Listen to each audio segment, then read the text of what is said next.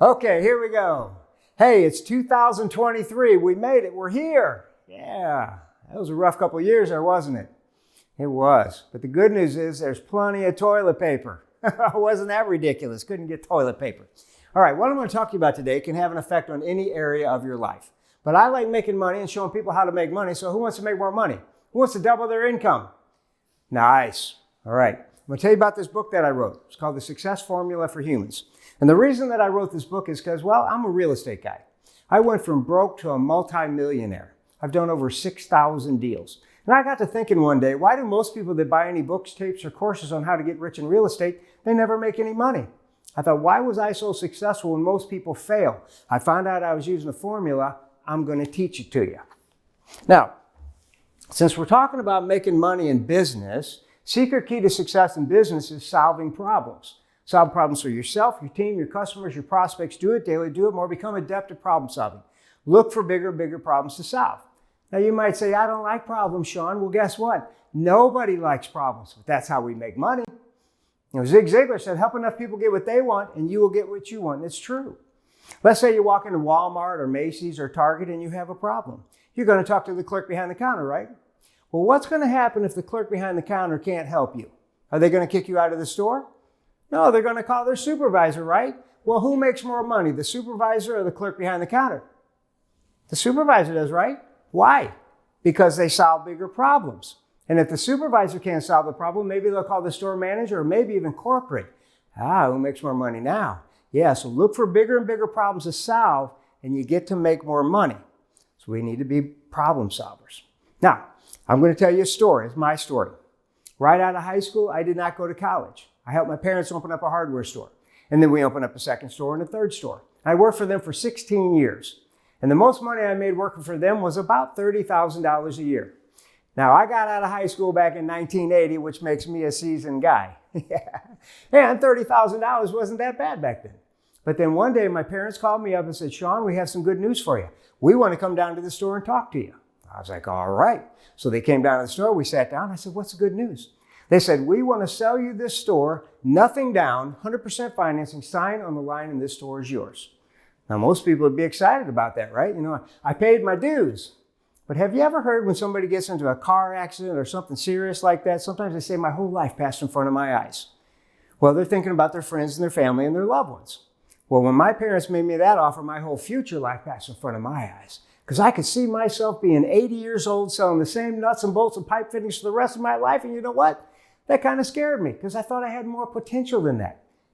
So I thanked them for the opportunity and I said, no, thank you. And then I thought, if I don't get out of here, I'm going to be that 80-year-old guy. So I said, I quit. I didn't even plan on quitting that day. See, sometimes your life can turn on a dime when you least expect it. So be ready. So I quit there. And over the years, I started bouncing around to different jobs. And I took a job working from 8 o'clock at night till 5 in the morning. And then one day I got to thinking, you know, I'm supposed to be rich. I thought, what can I do to get rich? Well, let's get into the success formula for humans. So the first step in the success formula for humans is everything starts with a thought. Everything in our man-made and woman-made world starts as a thought. Everything. The computer started in somebody's mind as a thought. The cell phone started in somebody's mind as a thought. Everything starts as a thought. And they say your thoughts are things, and actually they are. They actually go out in the universe to track back what you're thinking. Good thoughts are bad thoughts. Don't believe me? You ever call somebody up on the phone and they say, I was just getting ready to call you. Or your ears must be ringing. We were just talking about you. Your ears must be ringing. What does that mean? That means your thoughts were connecting into the universe. Or you might have a spouse or a significant other. You might be thinking about them in the middle of the day and all of a sudden out of the blue, you get a phone call or a text message. Hi, honey, just thinking about you. Wonder how your day's going. Who's ever had that happen? Yeah, so your thoughts are things. So be careful what you're sending out there because it just might come back. Good thoughts or bad thoughts. Okay? Next step in the formula is decision. You have to make a decision that you're going to achieve a goal.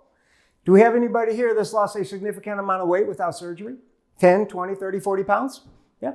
And we've heard of people who lost 100 pounds or more. We've heard of those people, right? Well, I'm willing to make a wager with them that this time that they were able to lose the weight was not the first time that they tried to lose weight.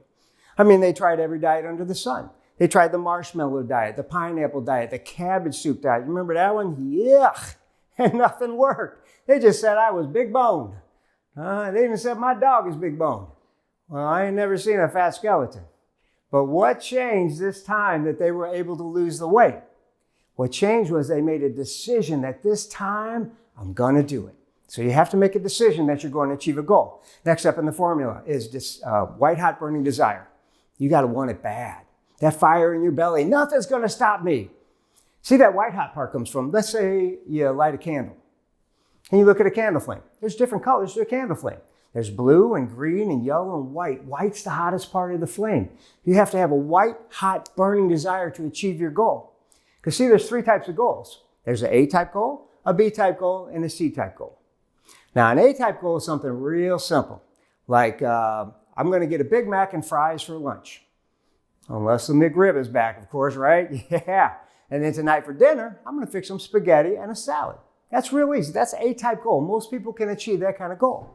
Then there's the B-type goal, something a little bit more challenging than getting a Big Mac. Let's say you're going to take a European vacation. Okay, are you going to go to one country? Or are you going to go to several countries? How are you going to get around? How are you going to communicate? Where are you going to stay? How much is it going to cost? See, there's a lot more to a B-type goal than just getting a Big Mac.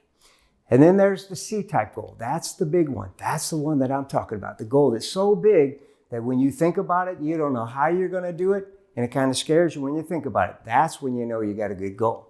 And then the multiplying factor of the whole formula is action. You got to take action, baby. Nothing happens till you make it happen. So now I'm working at nighttime from 8 o'clock at night till 5 in the morning, and I'm thinking, what can I do to get rich? Well, there's something I didn't tell you. Right out of high school back in the early 80s, they had all these nothing down real estate seminars coming through town. Buy houses, nothing down, no qualifying. I thought, well, I qualify for the nothing down part because I got nothing. So I went to a couple real estate seminars. And over the next 2 years, I was 19 years old, I bought 20 houses. And then I stopped. Now, years later, I'm thinking, what can I do to get rich? And I thought, well, people still need a place to live, and there's always good real estate deals. So I made the decision, I'm going to start buying houses. That's what I'm going to do. And every day that goes by, I'm getting that white hot burning desire going. But I got to take action. But one problem. Remember, we got to be a good problem solver. One problem is I was broke. I didn't have any money. See, it takes money to do real estate, and I didn't have any. So I got to thinking, who's got money? I thought, well, banks have money. So I went into a small local no-name bank. And I went in and I talked to the receptionist. I said, I would like to speak to your commercial lender. She said, well, that'll be the president of the bank. I was like, the president of the bank? No. I ain't talking to the president. I said, don't you have like a clerk or somebody I could talk to? She says, nope, he's the guy. I said, okay, well, let me at him. So she brings me into his office. I give him my best power handshake. Hi, I'm Shawn Greeves. Folks, listen up. This might sound like common sense, but when you shake hands with someone in business, you give them a firm handshake, you look them in the eye, and repeat their name a couple of times. One, it helps us remember their name, and two, people like hearing us say their name. Okay? And also, never shake hands with someone sitting down. Okay? That's disrespectful. So a firm handshake, because guys, a lot of guys, you can relate to this. I don't know how many times I've got a limp, wet noodle handshake. See, that tells me something about that guy. Maybe I won't do business with him. So firm handshake, look them in the eye, repeat the name a couple of times, and always stand. So banker introduces himself. He says, what can I do for you? I said, well, I want to buy a house and fix them up and sell them. He says, well, that sounds like a pretty good goal. How can we help? I'm like, I'm in a bank, right? I said, I need some money. I said, here's the deal. I said, I have good credit. At least I think I do. I pay my bills on time. I have no money, and I don't even have an account at your bank. Can you help me? And then I went, held my breath. Now that's scary, man. That's scary. Here's a golden nugget for you. You cannot grow unless you're willing to get uncomfortable. You got to be willing to step out of your comfort zone in order to grow. That's the rules. Don't have to like it, but that's the rules. And I thought, you know what? I heard about this rapport thing, where you get to know somebody before you go in for the sale, which is a really good model for you to follow. When you go meet a new customer, client, or prospect for the first time, don't just dive in and start talking about business.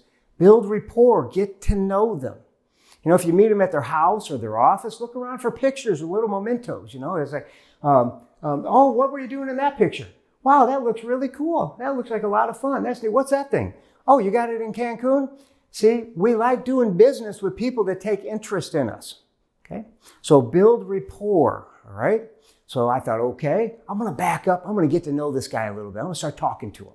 So I started talking. Turns out we had very similar names. His name was Shawn Greeves. Shawn Greeves? John Greeves, very similar.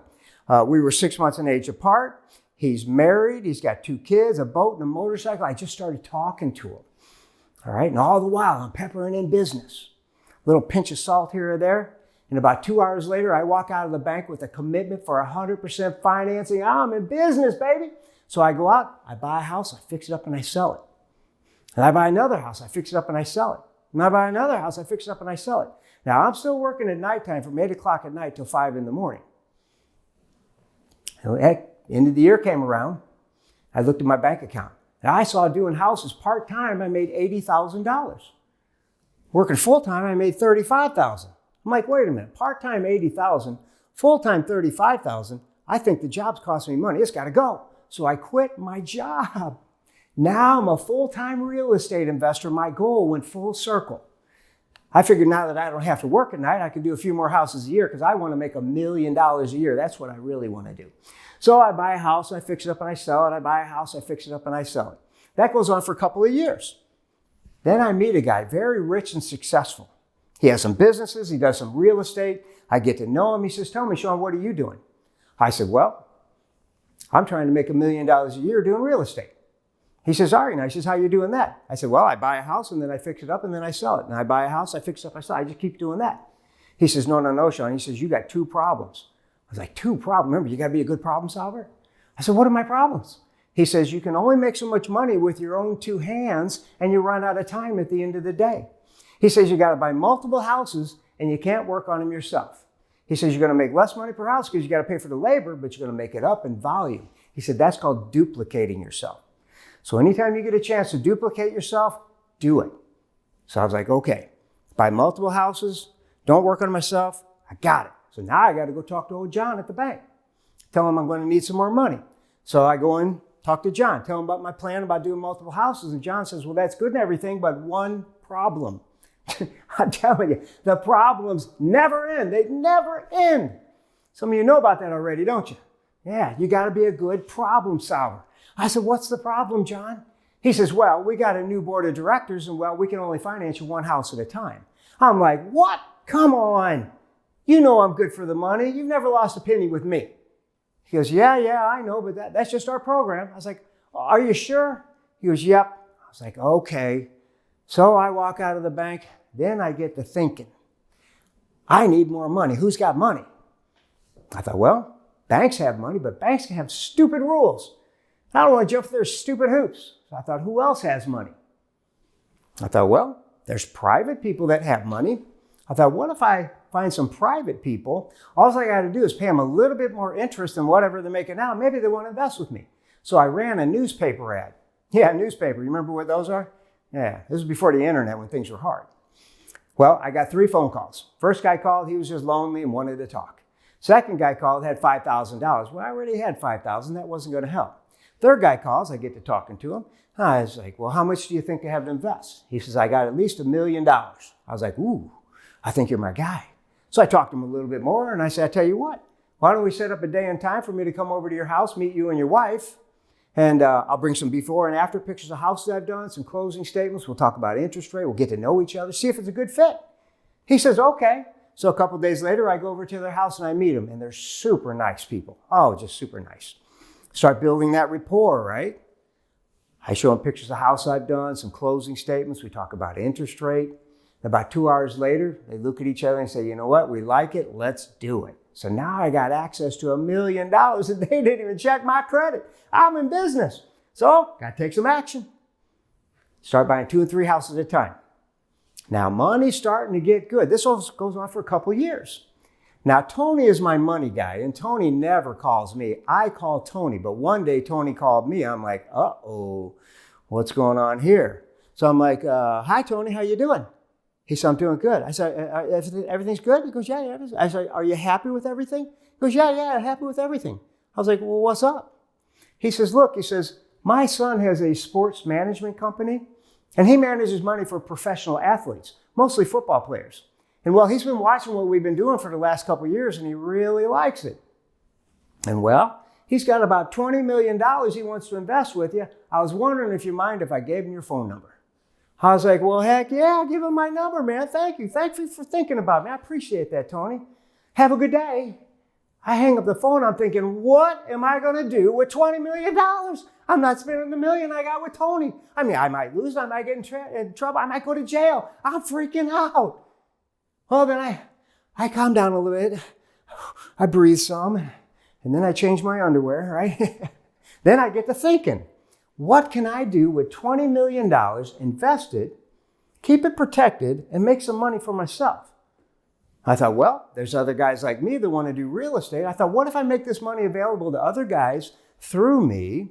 I'll do the loans. I'll service the loans. I'll pay them directly. I'll pay him the same interest rate I'm paying his parents, and I'll guarantee him zero risk. If the deal goes bad, I'll take the loss. I thought, you know what? I think that's going to work.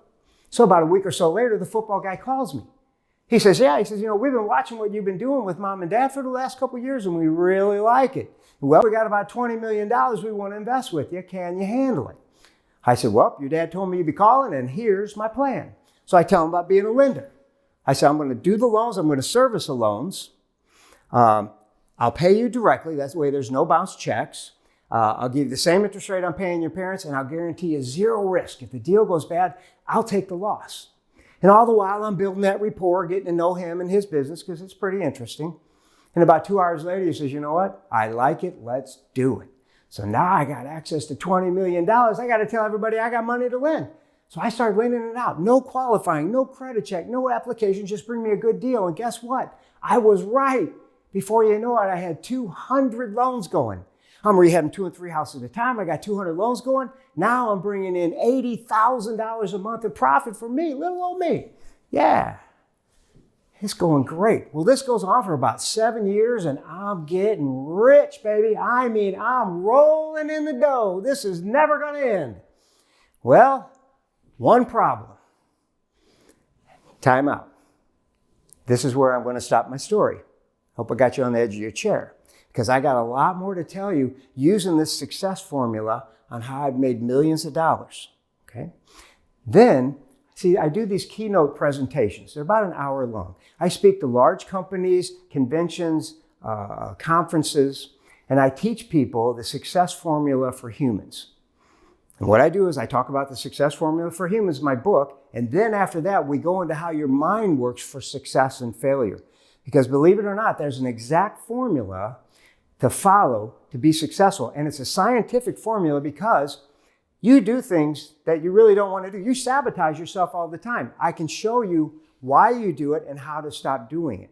Because honestly, you know what? You actually have a magic genie in your mind right here. And your magic genie is saying, tell me what you want and I will show you how to get it. And you've all used your magic genie at one time or the other. What if I was to show you how to use your magic genie to achieve your goals on purpose? Okay? That's the part of the presentation. See, I do a 3-pronged program. One, I do the keynote presentations. Okay? Then I also do a workshop. And we may do a breakout session at a conference. And in that breakout session in the workshop, I'm going to teach your salespeople how to double their sales and double their income.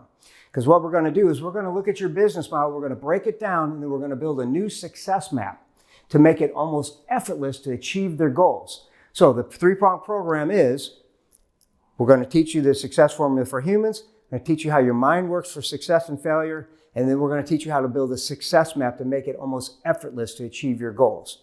Could you imagine that? How about your salespeople being able to hit their numbers every year? Because it is a problem that the salespeople, they just don't hit their numbers like you'd want them to. What would your company look like if your salespeople were able to double their sales? Would the bottom line for the company look better? The company will be happy. The salespeople will be happy. They're making a lot more money. So, keynote presentations, or I will actually go into your office and work with your salespeople. I don't care if you have 2 salespeople or 1,000 salespeople. We're going to do this program, and I'm going to show your salespeople how to double their sales and double their income. Okay? It's a great program. And it doesn't take 2 years or 1 year or 6 months. I'm going to do it in 2 hours. See, because a lot of times the speaker will come in and it's a rah-rah session. It's a rah-rah session. You know what? All that energy drains out of everybody in about an hour. Okay? That's not going to happen with me. This is not a rah-rah session. We're going to get down to business. I'm going to teach you people how to double their sales and double their income. Okay? And they're going to have exact tools to follow. When I leave, they're going to know exactly what to do. There's no guessing. It's a great program. So listen, if you would like your company to increase their bottom line by showing your salespeople how to double their sales and double their income, let me help you. I want to talk to you. Contact me. I'm Shawn Greeves, and I thank you for listening. Thank you.